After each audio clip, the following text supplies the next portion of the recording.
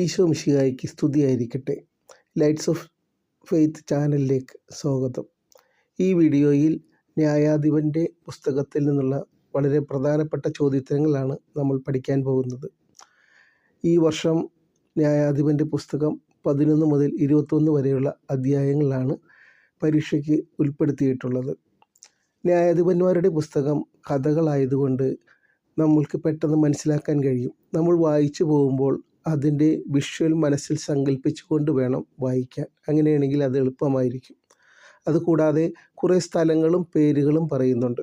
അവ പഠിക്കുവാൻ എളുപ്പത്തിന് വേണ്ടി നമ്മൾ സ്ഥിരമായി പോകുന്ന നമ്മുടെ യാത്രകളെ ഉൾപ്പെടുത്തി ഒരു 10 സ്ഥലം നോട്ട് ചെയ്യുക. ആ സ്ഥലങ്ങളെ ഈ ബൈബിളിൽ പറയുന്ന എപ്പോഴും ചോദ്യോത്തരത്തിലേക്ക് ഇടവിടാതെ വരുന്ന സ്ഥലങ്ങളുമായി താരതമ്യപ്പെടുത്തിക്കൊണ്ട് ആ സ്ഥലം ബൈബിളിലെ സ്ഥലങ്ങളുമായി കണക്റ്റ് ചെയ്ത് മനസ്സിൽ സങ്കല്പിക്കുക.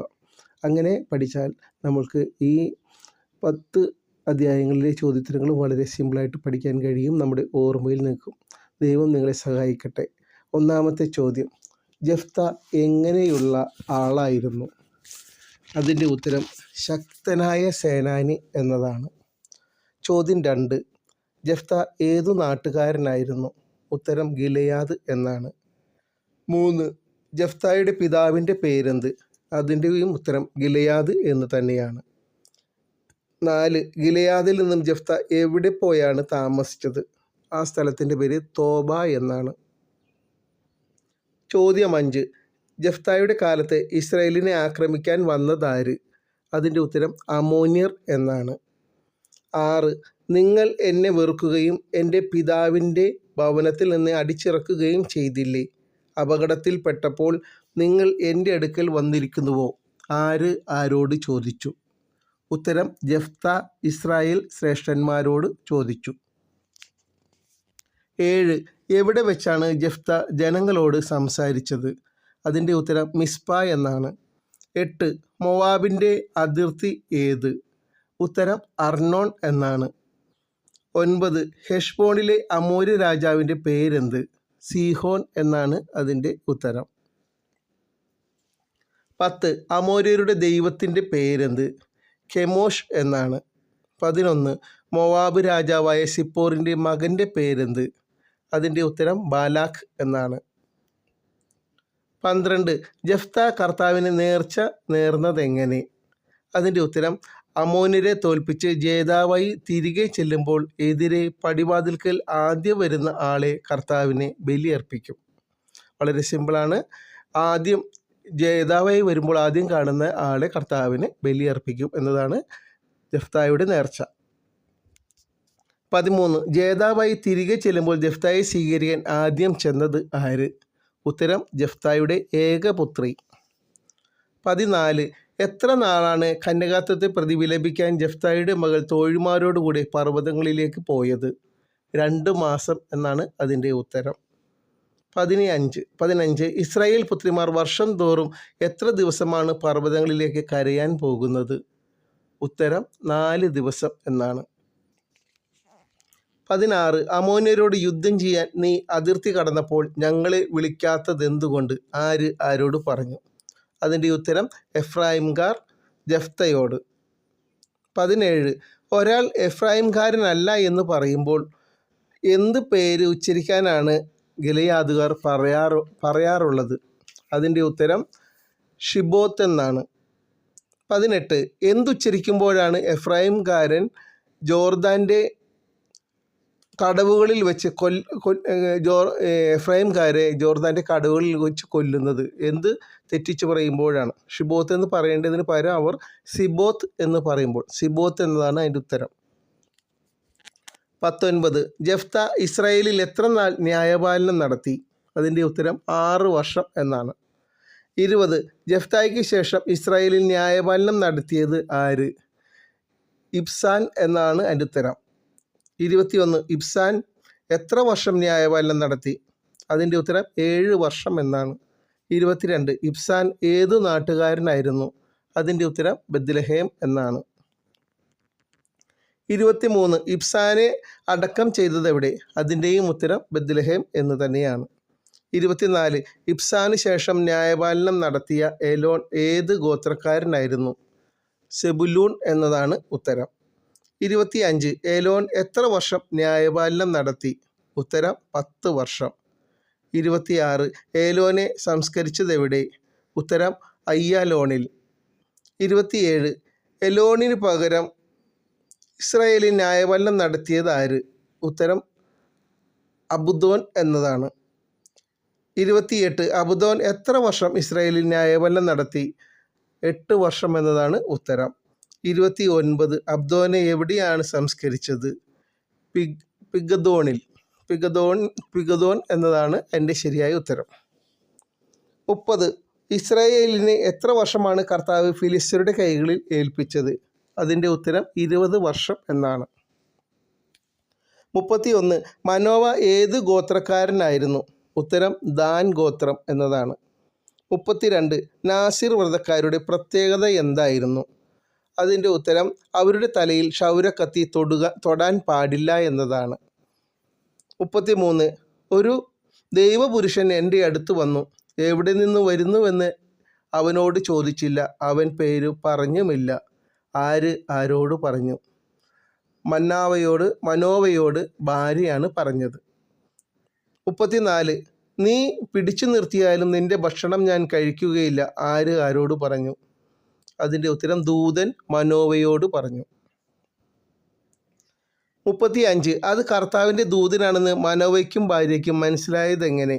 ഉത്തരം ബലിപീഠത്തിലെ അഗ്നിജ്വാല ആകാശത്തിലേക്ക് ഉയർന്നപ്പോൾ ദൂതൻ അഗ്നിജ്വാലയിലൂടെ ഉയർന്നുപോയി. അപ്പോഴാണ് അവർ അത് ദൈവദൂതനാണെന്ന് തിരിച്ചറിയുന്നത്. 36 കർത്താവിൻ്റെ ആത്മാവ് സാംസണിൽ പ്രവർത്തിച്ചു തുടങ്ങിയത് എവിടെ വെച്ച്? അതിൻ്റെ ഉത്തരം മഹനേദാനിൽ വെച്ചാണ്. മഹനേദാനിൽ വെച്ച്. 37 എവിടെ വെച്ചാണ് സാംസൺ ഫിലിസ്ത്യ യുവതിയെ കണ്ടുമുട്ടിയത്?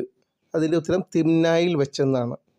38 എവിടെ നിന്നെടുത്ത തേൻകൂടാണ് സാംസൺ മാതാപിതാക്കൾക്ക് കഴിക്കാൻ കൊടുത്തത്? ഉത്തരം ചത്ത സിംഹത്തിൽ നിന്ന്.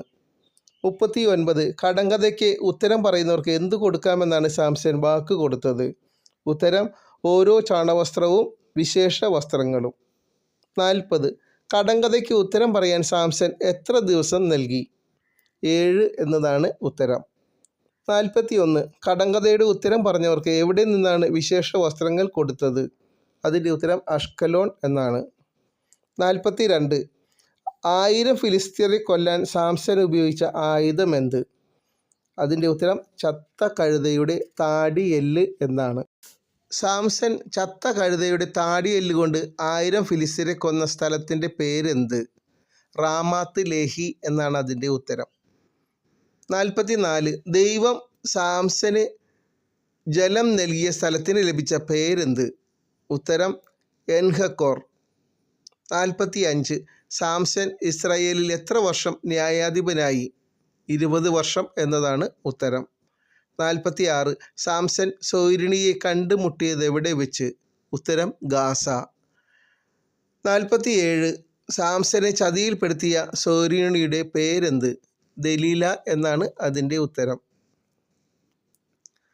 48 മിക്ക എവിടെയാണ് ജീവിച്ചിരുന്നത്? ഉത്തരം എഫ്രായിം മലനാട്ടിൽ. 49 മിക്ക അമ്മയുടെ കയ്യിൽ നിന്നും എത്ര വെള്ളി നാണയങ്ങളാണ് എടുത്തത്? ഉത്തരം 1100. 50 1100 വെള്ളി എന്തിനുപയോഗിക്കാമെന്നാണ് മിക്കായുടെ അമ്മ പറഞ്ഞത്? ഉത്തരം ഒരു കൊത്തു വിഗ്രഹവും ഒരു വാർപ്പ് വിഗ്രഹവും ഉണ്ടാക്കാമെന്ന്. 51 കൊത്തു വിഗ്രഹവും വാർപ്പ് വിഗ്രഹവും നിർമ്മിക്കാൻ തട്ടാന് എത്ര വെള്ളി നാണയങ്ങൾ കൊടുത്തു? 200 എന്നതാണ് ഉത്തരം. 52 മിക്കായുടെ പൂജാഗൃഹത്തിലെ പുരോഹിതനായ ലേവ്യർ എവിടെ നിന്നാണ് വന്നത്? അതിൻ്റെ ഉത്തരം യൂദയായിലെ ബെത്ലഹേമിൽ നിന്ന്. 53 മിക്ക ലേവി പുരോഹിതന് വാഗ്ദാനം നൽകിയതെന്ത്? ഉത്തരം വർഷം തോറും 10 വെള്ളി നാണയവും വസ്ത്രവും ഭക്ഷണവും. ഇസ്രായേലിലെ മറ്റു ഗോത്രങ്ങൾക്കിടയിൽ ഒരു സ്ഥലം അവർക്ക് അവകാശമായി ലഭിച്ചിരുന്നില്ല. ആർക്ക്? ഉത്തരം ദാൻ ഗോത്രത്തിന്. ചോദ്യം 55 ദാൻ ഗോത്രക്കാർ എത്ര പേരെയാണ് ദേശം ഉറ്റുനോക്കാനായി വിട്ടത്? അതിൻ്റെ ഉത്തരം 5 എന്നാണ്.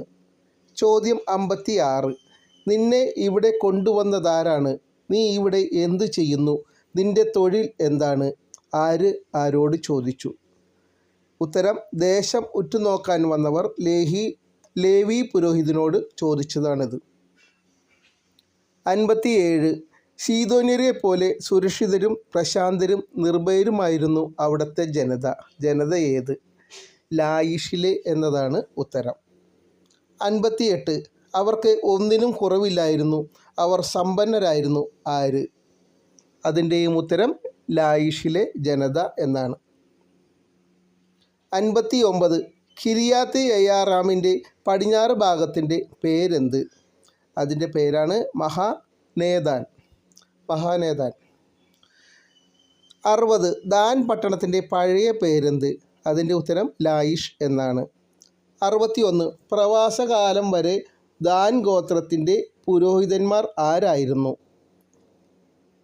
ഗെർഷോമിൻ്റെ പുത്രൻ ജോനാഥനും പുത്രന്മാരുമായിരുന്നു പുരോഹിതന്മാർ. ഗെർഷോം ആരുടെ പുത്രനായിരുന്നു? ഗെർഷോം മോശയുടെ പുത്രനായിരുന്നു. 63. മിക്ക നിർമ്മിച്ച കൊത്തുവിഗ്രഹം ഏതു ദേവാലയത്തിലാണ് സൂക്ഷിച്ചിരുന്നത്? ഉത്തരം ഷീലോയിൽ. 64. ന്യായാധിപന്മാരുടെ പുസ്തകത്തിൽ പൊതുവായി കാണുന്ന വാക്യം എന്ത്? അതിൻ്റെ ഉത്തരം അക്കാലത്ത് ഇസ്രായേലിൽ രാജാവില്ലായിരുന്നു എന്നാണ് പൊതുവായിട്ട് ന്യായാധിപന്മാരുടെ പുസ്തകത്തിൽ കാണുന്ന വാക്യം. 65. ന്യായാധിപന്മാരുടെ പുസ്തകം 19-ാം അധ്യായത്തിൻ്റെ തലക്കെട്ട് എന്ത്? ഉത്തരം ഗിബെയക്കാരുടെ മ്ലേച്ഛത. 66. എഫ്രായിം മലനാട്ടിലെ മലമ്പ്രദേശത്ത് താമസിച്ചിരുന്ന ലേവ്യൻ ആരെയാണ് ഉപനാരിയായി സ്വീകരിച്ചത്?